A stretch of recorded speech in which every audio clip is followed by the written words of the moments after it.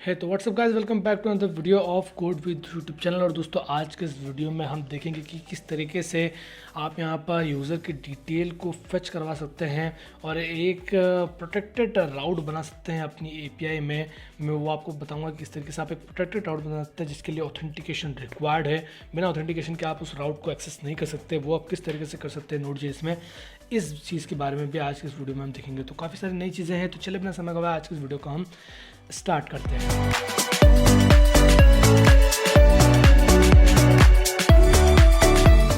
दोस्तों, को मालूम है कि पिछले वीडियो में मैंने काफ़ी बैकएंड का काम करा था और काफ़ी हमने एक एपीआई बनाई थी जहाँ पर हमने टोकन को वैलिडेट करा था और सारी चीज़ें हमने यहाँ पर समझी थी। तो अगर आपने वो वाला वीडियो नहीं देखा है तो आप यहाँ पर आई बटन क्लिक करके वो वाला वीडियो देख सकते हैं। दोस्तों, आप यहाँ पर सबसे पहले तो नीचे आइए और नीचे आके हम यहाँ पर तो सबसे पहले सर्च करते हैं कि कोई सा डिफ़ॉल्ट राउट है कि नहीं। अभी आप यहाँ पर देखें तो हमारा कोई सा भी ऐसा कोई राउट नहीं है जो बाय डिफ़ॉल्ट हो, जो ऑथ सर्विस के चालू होने पर हमें मिले। अब देखिए यहाँ पर जितनी भी सारी चीज़ें हैं, ठीक है, तो यहाँ पर इसमें कोई ऑथेंटिकेशन की ज़रूरत नहीं, क्योंकि अगर इसमें ऑथेंटिकेशन की ज़रूरत पड़ेगी तो यूज़र ऑथेंटिकेट कैसे होगा। ठीक है, इसमें ऑथेंटिकेशन की ज़रूरत नहीं, इसमें ऑथेंटिकेशन की ज़रूरत नहीं।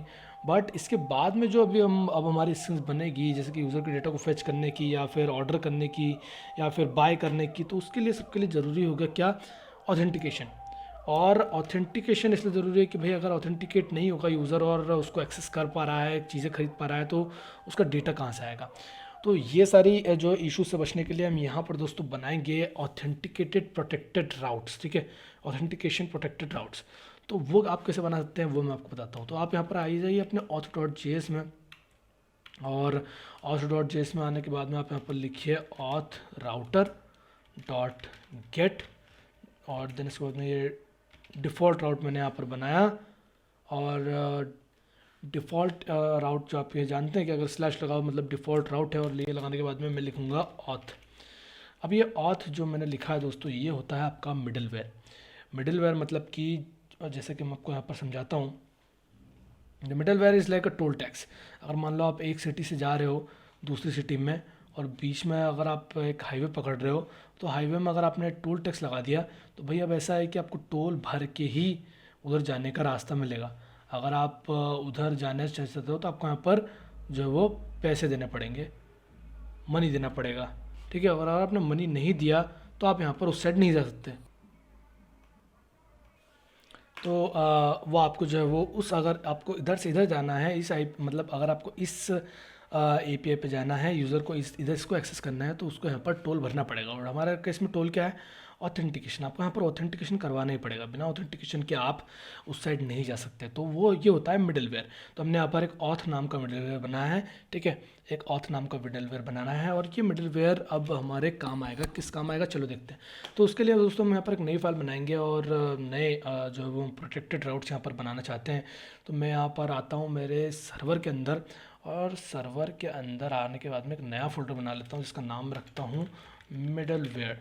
ठीक है, मिडलवेयर मैंने नाम इसका रखा मिडलवेयर्स, मैंने इसका नाम रख देता हूँ। और इसके अंदर मैं एक बनाऊँगा एक और auth.js।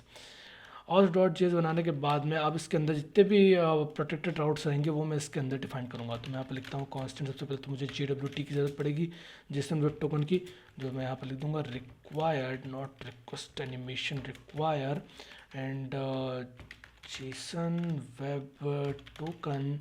और ये करने के बाद में मैं यहाँ पर सबसे पहले तो क्या कराऊँगा, यूज़र की डिटेल्स को यहाँ पर फेच कराऊँगा।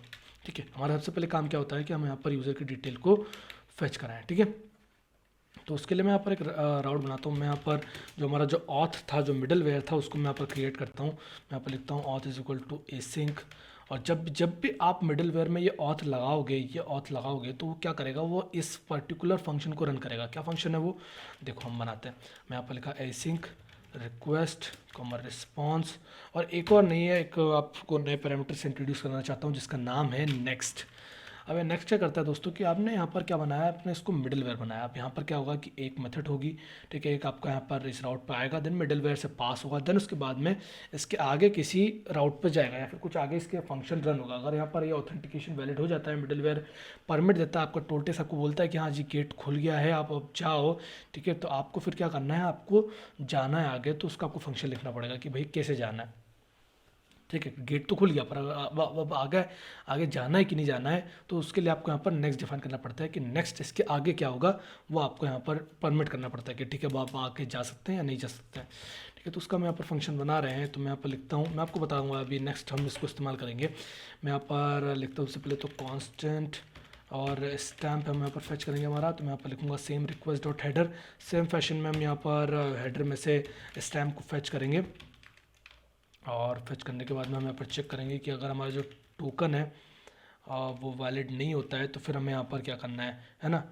तो दोस्तों यहाँ पर हम स्टैम्प को जो है वो यहाँ पर फैच करेंगे, स्टैम्प, और अगर टोकन नहीं दोस्तों, यहाँ पर हमें लिखना पड़ेगा स्टैम्प। अगर यहाँ पर हमें स्टैम्प नहीं मिलता है तो हमें यहाँ पर क्या चीज़ रिटर्न करनी है, हमें यहाँ पर लिखना है भैया कि रिटर्न और रिस्पॉन्स डॉट स्टेटस, जो कि होता है अनऑथराइज का 401, वो रिस्पॉन्स हम स्टेटस यहाँ पर लगाएंगे। डॉट जेसन में हम यहाँ पर पास कराएंगे कुछ मैसेजेस, तो हम यहाँ पर लिखेंगे भैया, लिख देंगे मैसेजेस में MSG, मैसेजेस में लिख देंगे नो ऑथ टोकन, या फिर no validation token access unauthorize, हम यहाँ पर लिख देते हैं अनऑथराइज्ड।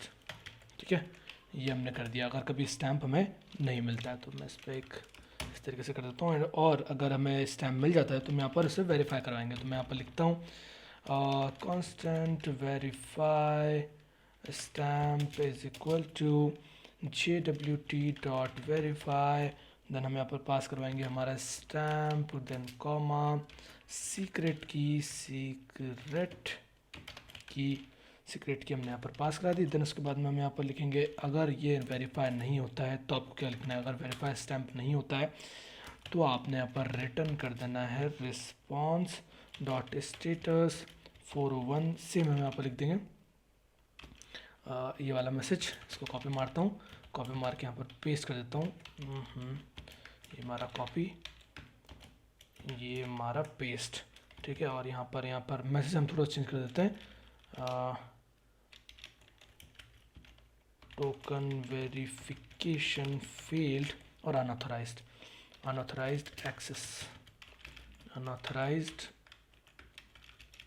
एक्सेस, ये हम यहाँ पर लिख देते हैं।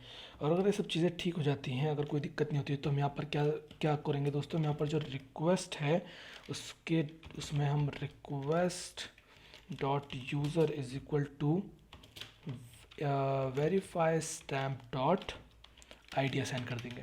ठीक है, मतलब ये हम काम करेंगे। अभी आप इसको देखते जाइए, अभी आप बस लिखते जाइए, मैं आपको समझाता हूँ कि आपको जैसे जैसे आप लिखते जाओगे ना, वैसे सबको समझ पड़ती जाएगी कि यहाँ पर क्या काम हो रहा है।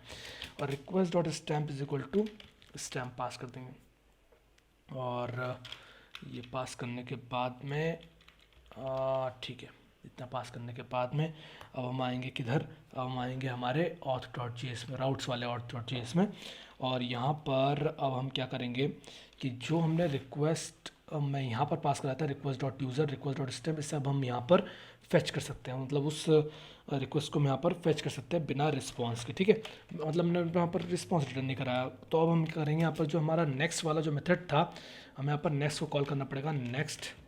तो अब ये नेक्स्ट क्या करेगा कि नेक्स्ट को आपने जैसे यहाँ पर कॉल करा, जैसे यहाँ पर नेक्स्ट कॉल होगा तो इसके बाद में जो हम फंक्शन लिखेंगे वो एग्जीक्यूट हो जाएगा। तो हम वो फंक्शन लिख लेते हैं, हम यहाँ पर लिखेंगे async request comma response, and then उसके बाद में यहाँ पर इसके रिटर्निंग में हम यहाँ पर लिखेंगे constant user is equal to await user dot find one, और रिक्वेस्ट डॉट यूज़र के तौर पर हम इसको फेच कर लेंगे। एंड देन इसके बाद में रिस्पॉन्स डॉट जेसन हम यहाँ पर रिटर्न कराएंगे, रिस्पॉन्स डॉट जेसन। रिस्पॉन्स में हम क्या रिटर्न कराएंगे, रिस्पॉन्स में हम रिटर्न कराएंगे कुछ इस तरीके से, dot dot dot user dot underscore doc, ये हम रिटर्न करा देंगे, डॉक्यूमेंट रिटर्न करा देंगे पूरा। और स्टैम्प पास करवा देंगे हम रिक्वेस्ट डॉट स्टैम्प। ठीक है, तो ये हमने कर दिया। अब हमें क्या करना है, अब हमें यूज़र की जो वैल्यूज़ हैं उसे जो है वो हमें अब हमारे डार्ट में जाकर फेच करनी है। तो हम आते हैं किधर, उससे पहले हमें यहाँ पर इसको एक्सपोर्ट करना पड़ेगा आई गेस। हमें यहाँ पर आना चाहिए और हम यहाँ पर लिखेंगे मॉड्यूल्स, जिस तरीके से हम यहाँ पर एक्सपोर्ट करते थे, modules dot export, module dot exports is equal to auth, और ये हमने कर लिया है। देन इसके बाद हम यहाँ पर आएंगे और इम्पोर्ट कर लेंगे ऑथ को यहाँ पर। एनीवेज अब हम यहाँ पर इसको इम्पोर्ट कर लेते हैं, काम करते हैं यहाँ पर।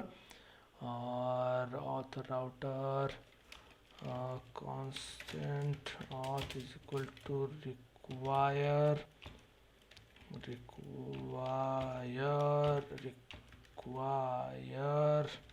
Great, require and then dash dash slash middleware slash auth, और ये यहाँ पर हमारा फैच हो गया। ठीक है, बढ़िया, ये सब हमारा काम हो गया। अब हम यहाँ पर आएंगे हमारे डार्ट में, ऑथ कंट्रोलर में, और ऑथ कंट्रोलर में आने के बाद में जहाँ पर हम यहाँ पर ये काम करवा रहे थे प्रिंट करने वाला, उसकी जगह पर हम यहाँ पर यूज़र की डिटेल्स को सेट कराएंगे प्रोवाइडर की मदद से।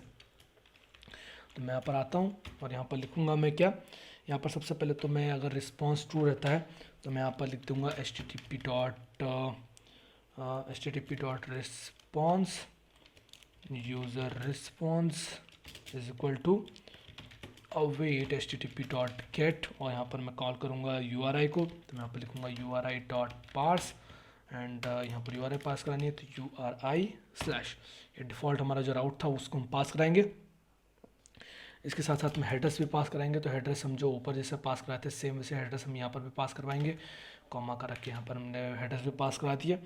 अब हेडर्स पास कराने के बाद में हम इसको कर देंगे क्लोज, और ये सब होने के बाद में रिस्पॉन्स और HTTP रिस्पॉन्स ये सब निकलने के बाद में हम यहाँ पर नीचे आएंगे और ये वाला फंक्शन हमारा यहाँ ख़त्म हो रहा है और ये फंक्शन इसका है। तो हम इस कॉलम के नीचे आएंगे और यहाँ पर लिखेंगे var यूज़र प्रोवाइडर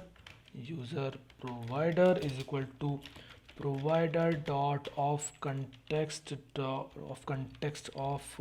नहीं आएगा, ऑफ यूज़र प्रोवाइडर, फिर हम यहाँ पर लिखेंगे कंटेक्स्ट कॉमा लिसन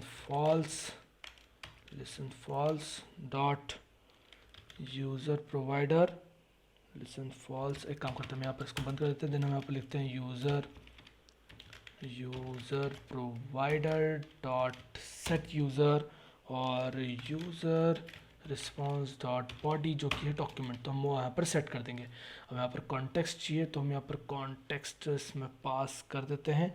तो यहाँ पर मैं लिखता हूँ बिल्ड कंटेक्स्ट, तो यहाँ पर हमारा कंटेक्स्ट भी पास हो जाएगा। बढ़िया।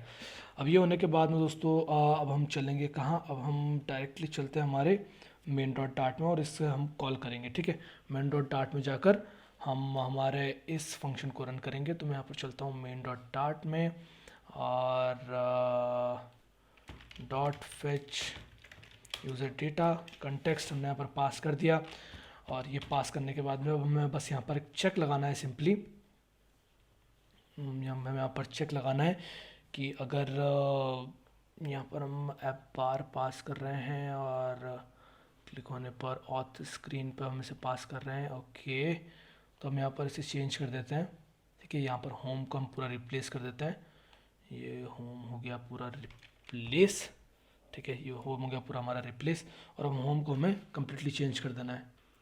तो दोस्तों हमें यहाँ पर होम पे आ जाना है और होम पे आने के बाद में हमें यहाँ पर लिखना है provider and dot of context.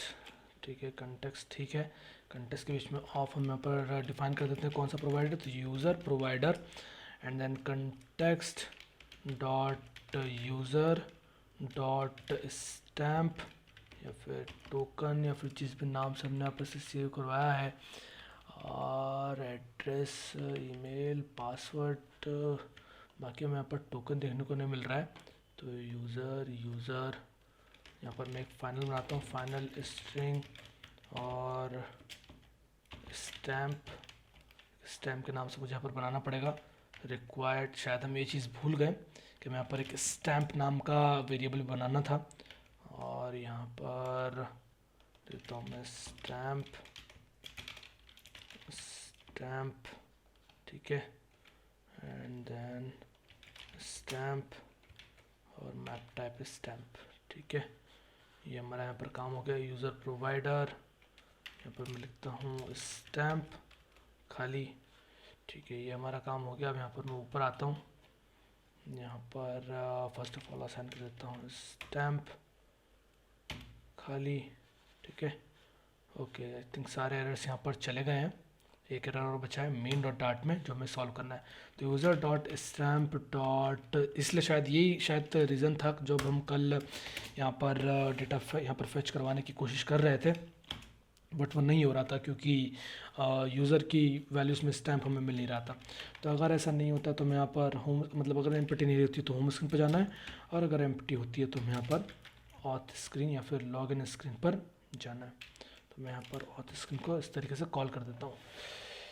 ठीक है, अब ये जैसे हमारा काम होता है तो हमें इस एप्लीकेशन को एक बार रन करके देखना है कि सारी चीज़ें यहाँ पर किस तरीके से जो वो काम कर रही हैं। तो यहाँ पर मैं टर्मिनल में जाकर मेरे एप्लीकेशन को रन कर देता हूँ। जैसे ही मेरा एप्लीकेशन रन होता है मैं दोस्तों आपके पास में वापस आता हूँ। दोस्तों यहाँ पर हमारा एप्लीकेशन रन हो चुका है। अब यहाँ पर जाएंगे हम और यहाँ पर साइन इन करेंगे हमारे क्रेडेंशियल से test@gmail.com और test123 साइन इन पे मैंने क्लिक करा और देखिए वेलकम बैक यहाँ पर हो चुका है। और एक बार हम इसको रिफ़्रेश करते हैं। ये मैंने यहाँ पर रिफ़्रेश करा इसको, और रिफ़्रेश करने के बाद में हम वापस से उसी वैल्यूज़ में आ गए, उसी जगह पर आ गए जहाँ से हम चले थे। तो लेट्स सी कि यहाँ पर ये क्या हुआ और किस तरीके से हम यहाँ पर फिर से उसी स्क्रीन पर आ गए जहाँ से हम निकले थे। तो मैं यहाँ पर एक बार आता हूँ मेरे मेन डॉट डार्ट में, और मेन डॉट डार्ट में आने के बाद में मैं प्रोवाइडर की इस वैल्यू को चेक करना चाहता हूँ कि भाई ये क्या प्रिंट कर रहा है। यूज़र डॉट स्टैम्प, और मैं यहाँ पर ऑथ स्क्रीन में इसको प्रिंट कराऊँगा।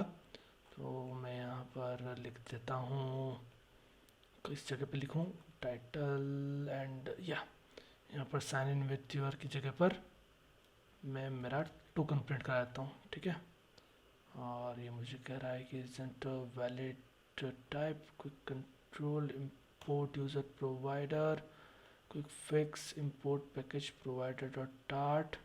स्टिल यहाँ पर हमें एरर दिख रहा है। तो हम यहाँ पर इसको प्रिंट करा के दोस्तों एक बार देखते हैं कि आखिर क्या चीज़ हो रही है। मैं एक बार यहाँ पर जाता हूँ और मेन डॉट डार्ट में ये रही हमारी मेन डॉट डार्ट, कहाँ गई, ये रही, और ये हमारी राउटर डॉट डार्ट है। ठीक है, जनरेट राउट, ओके, तो हमारी राउटर डॉट डार्ट है, और हमारी ये रही मेन डॉट डार्ट, जहाँ पर अगर ये एम्प्टी नहीं होता तो इसे होम स्क्रीन पर थ्रो करना चाहिए, बट ये हमें अगेन इधर थ्रो कर रहा है। तो मैं एक बार इसको प्रिंट करा कर देखना चाहता हूँ दोस्तों कि आखिर यहाँ पर इसका माजरा क्या है। तो मैं यहाँ पर एनिटी स्ट्रीट में एक बार इसको यहाँ पर कॉल करा के देखता हूँ, एंड में जाकर और प्रिंट करा के देखता हूँ, और यहाँ पर मैं लिखता हूँ print stamp value by provider. ठीक है, इसको चेक करते हैं हम। मैं यहाँ पर इसको वापस से रीस्टार्ट करता हूँ एप्लीकेशन को, और डिपेंडेंट और कुछ यहाँ पर हमें एक लंबा चौड़ा सा एरर यहाँ पर हमें देखने को मिला है कुछ इस तरीके का। लेट्स सी ये एरर क्या कर रहा है। तो डिपेंडेंट एलिमेंट एनिमेंट, मैं इस प्रिंट स्टेटमेंट को यहाँ से कट करके और विजिट बिल्ड कंटेक्स्ट में डालकर एक बार वापस से रीस्टार्ट करता हूँ एप्लीकेशन को। तो स्टैम्प वैल्यू बाय प्रोवाइडर जो है वो पूरी ज़ीरो आ रही है, पूरी एम्प्टी आ रही है। इसके कारण जो है वो चीज़ें हो रही है। तो अगर एम्प्टी आती है तो यहाँ पर हमें ऑथ स्क्रीन पर जाना चाहिए। स्टेप बाय स्टेप चलते हैं दोस्तों। ऑथ स्क्रीन पर जाएंगे, साइन इन पर क्लिक करेंगे, साइन इन पर जैसे क्लिक करेंगे तो साइन इन यूज़र वाले हम स्क्रीन पर जाएंगे। साइन इन यूज़र वाली स्क्रीन पर गए, आई थिंक यहाँ पर जो हमसे गलती हुई है वो हुई है सीक्रेट की के मामले में। तो मैं यहाँ पर आता हूँ और यहाँ पर एक बार सर्च करता हूँ कंट्रोल एफ की के नाम से। तो यहाँ पर की नहीं है, यहाँ पर मैं आता हूँ एक बार ऑथ जेएस में। ऑथ जेएस में आया तो यहाँ पर हमारी जो की है वो सीक्रेट की है, और दूसरी जो की है वो सीक्रेट की है। ठीक है, बढ़िया है। तो मैं सीक्रेट की को करता हूँ कॉपी, एंड देन मिडलवेयर वाले ऑथ डॉट जेएस में आता हूँ और ये सीक्रेट की को रिप्लेस कर देता हूँ। ओके, ये हमारा हो गया। इसको कर दिया मैंने वापस, हॉट रीस्टार्ट। सीक्रेट की में था एक issue, typo mistake.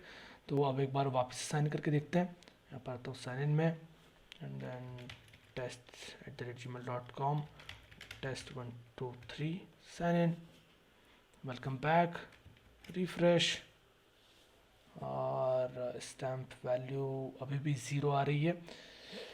Okay let's check, वापस से एक बार स्टेप बाय स्टेप चले जाए यहाँ से।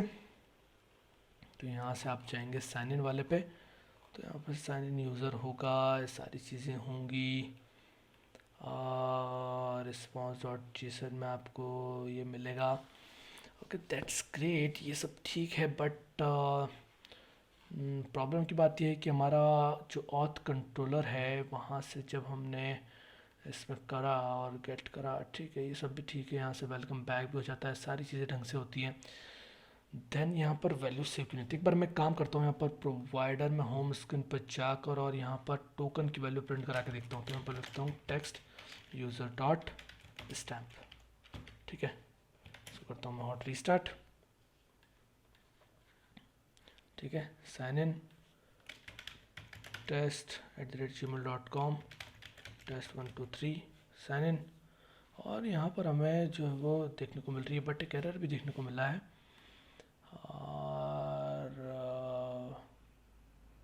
auth controller dot sign in user, auth controller dot sign in user, push name remove until, okay.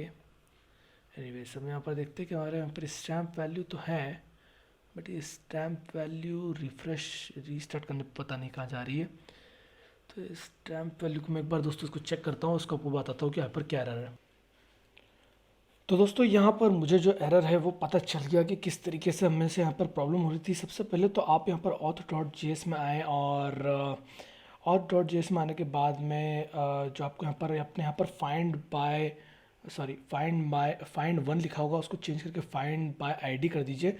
And उसके साथ में भी यहाँ पर आप मिडलवेयर में आएंगे तो यहाँ पर भी हमने कहीं पर फाइंड यहाँ पर या फिर auth.js में जी हाँ यहाँ पर तो इस लाइन पे भी जहाँ पर हम वैलिडेट स्टैम्प का हमने फाइंड बनाया था, फाइल मतलब जो एपीआई बनी थी, वहाँ पर भी हमें फाइंड बाय आईडी लिखना था, ना कि फाइंड वन। तो हमने वो जो है वो 2 जगह गलती करी थी।